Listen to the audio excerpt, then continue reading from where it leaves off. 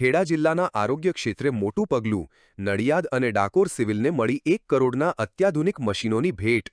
Nadiad civil hospital અને Dakor sub district hospital હવે અત્યાધુનિક તબીબી ટેકનોલોજીથી સજ્જ બની છે। વાત કરવામાં આવે તો ભારત સરકારના ministry of new and renewable energy હેઠળ કાર્યરત IREDAના CSR ફંડના સહયોગથી કુલ ₹1 કરોડના ખર્ચે આધુનિક મશીનોનું લોકાર્પણ કરવામાં આવ્યું છે। સાંસદ શ્રી દેવુસિંહ ચૌહાણ અને ધારાસભ્ય શ્રી પંકજભાઈ દેસાઈના હસ્તે આ સુવિધાઓ જનતાને અર્પણ કરાઈ હતી।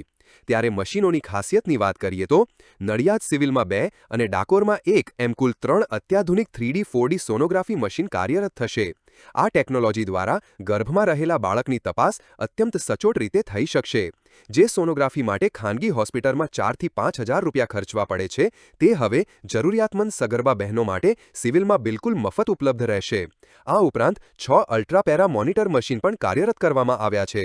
આ પ્રસંગે civil superintendent doctor કવિતાબેન, CDHO doctor ધ્રુવેનભાઈ સહિતના મહાનુભાવો ઉપસ્થિત રહ્યા હતા। સરકારના આ પ્રયાસથી ખેડા જિલ્લાની ગરીબ અને મધ્યમ વર્ગની માતાઓ અને બાળકોના સ્વાસ્થ્ય સુરક્ષામાં મોટો વધારો થશે।